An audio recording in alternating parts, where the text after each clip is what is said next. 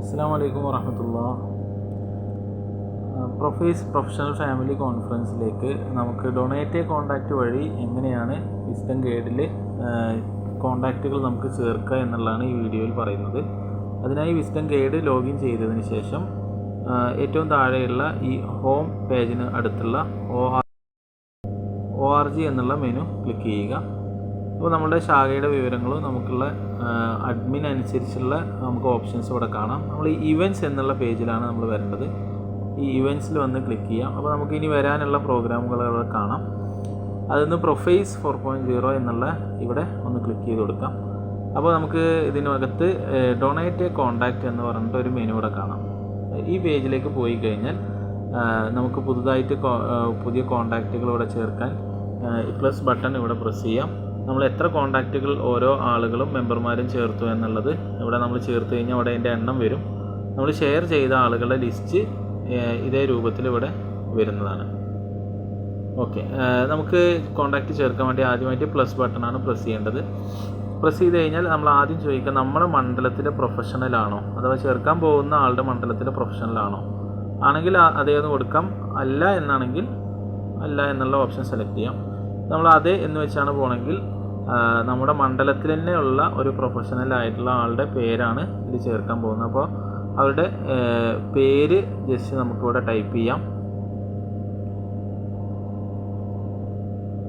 അതിനുശേഷം നമുക്ക് ഏത് ശാഖയുടെ പരിധിയിലാണ്, യൂണിറ്റിൻ്റെ പരിധിയിലാണോ അതിവിടെ നമുക്ക് സെലക്ട് ചെയ്ത് കൊടുക്കാം. നമ്മുടെ മണ്ഡലത്തിന് തന്നെ ഉള്ളത് കാരണം ആ യൂണിറ്റ് സെലക്ട് ചെയ്യാം.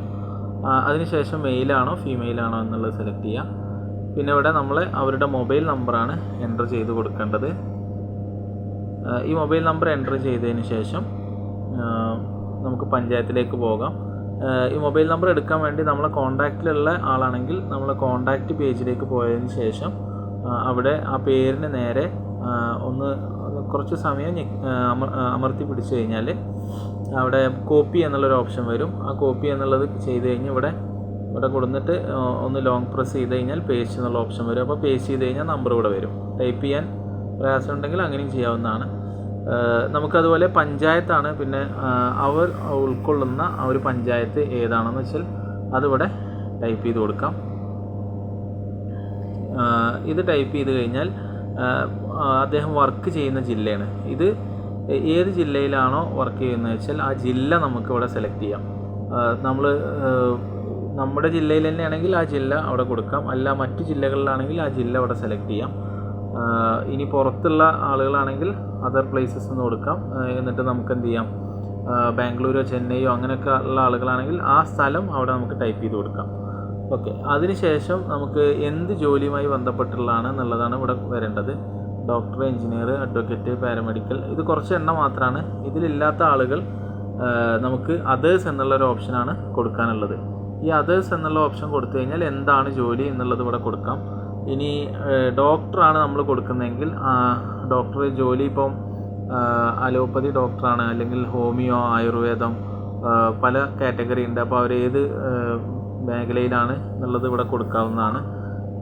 അതേപോലെ അവർ വർക്ക് ചെയ്യുന്ന സ്ഥാപനത്തിൻ്റെ പേര് ഇവിടെ കൊടുക്കാവുന്നതാണ്. ഹോസ്പിറ്റലാണെങ്കിൽ ഹോസ്പിറ്റൽ കൊടുക്കാം, ഹോസ്പിറ്റലിൻ്റെ പേര് കൊടുക്കാം. അല്ലെങ്കിൽ ഏത് പ്രൊഫഷണൽ സ്ഥാപനത്തിൻ്റെ ആണ് വർക്ക് ചെയ്യുന്നുണ്ടെങ്കിൽ ആ സ്ഥാപനത്തിൻ്റെ പേരാണ് ഇവിടെ നമ്മൾ ടൈപ്പ് ചെയ്ത് കൊടുക്കേണ്ടത്. ഇത്രയും കാര്യങ്ങൾ ചെയ്തതിന് ശേഷം നമ്മൾ സേവ് ബട്ടൺ പ്രസ് ചെയ്യാം. സേവ് ബട്ടൺ പ്രസ് ചെയ്ത് കഴിഞ്ഞ് രജിസ്റ്റർ ചെയ്തു എന്ന് കാണിക്കും. നമ്മൾ ഇവിടെ ചേർത്തിയിട്ടുള്ള ആളുടെ പേര്, അവരുടെ മൊബൈൽ നമ്പർ, ബാക്കിയുള്ള ഡീറ്റെയിൽസ് വരും. ഇവിടെ ആരാണ് ഇത് ചേർത്തിയത് എന്നുള്ള ആളുടെ പേരും ഇവിടെ കാണാൻ പറ്റും. ഇനി നമുക്ക് പുതുതായിട്ട് ചേർക്കാൻ ഇവിടെ വന്ന് പ്ലസ് ബട്ടൺ പ്രസ് ചെയ്യാം. ഇവിടെ താങ്കളുടെ മണ്ഡലത്തിലുള്ള പ്രൊഫഷണലാണെങ്കിൽ അതേ കൊടുക്കാം. അല്ല എന്നാണ് കൊടുക്കുന്നതെങ്കിൽ ഇവിടെ ശ്രദ്ധിക്കാനുള്ള കാര്യം നമുക്ക് ജില്ല കൂടെ സെലക്ട് ചെയ്യേണ്ടി വരും. അപ്പോൾ ഏത് ജില്ലയിലാണ് നമ്മുടെ കൊടുക്കുന്നതെന്ന് വെച്ചാൽ ആ ജില്ല അവിടെ സെലക്ട് ചെയ്യാം. നമ്മളെ മണ്ഡലത്തിലല്ല, പുറത്തൊരു മണ്ഡലത്തിലാണെങ്കിൽ ഏത് ജില്ലയിലുള്ള ആളാണെന്നുള്ളത് കൊടുക്കണം. ഇനി നമ്മുടെ ജില്ലയിൽ തന്നെ മറ്റു മണ്ഡലമാണെങ്കിൽ നമ്മുടെ ഏത് ജില്ലയിലാണോ നമ്മൾ ഏത് ജില്ലയാണോ ഉൾക്കൊള്ളുന്ന ആ ജില്ല സെലക്ട് ചെയ്യാം. ആ ജില്ലയിലെ മറ്റു മണ്ഡലങ്ങൾ നമുക്ക് സെലക്ട് ചെയ്തെടുക്കാം. ഇത് ഇവിടെ നമുക്ക് ഡ്രോപ്പ് ഡൗണിൽ കിട്ടും. യൂണിറ്റും അതുപോലെ നമുക്ക് അറിയുന്ന ആണെങ്കിൽ യൂണിറ്റ് കൊടുക്കാം. യൂണിറ്റ് കൊടുക്കുന്നതാണ് ഏറ്റവും സൗകര്യം. കാരണം നമുക്ക് ഇവരെ സന്ദർശിക്കാനും ഇവരുമായി ബന്ധപ്പെടാനൊക്കെ ഒരു ഏത് സ്ഥലത്തുള്ളതെന്ന് അറിയുന്നത് നല്ലതാണ്.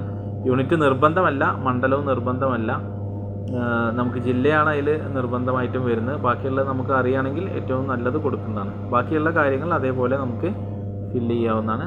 അതിന് ശേഷം സേവ് ബട്ടൺ പ്രസ് ചെയ്യാം.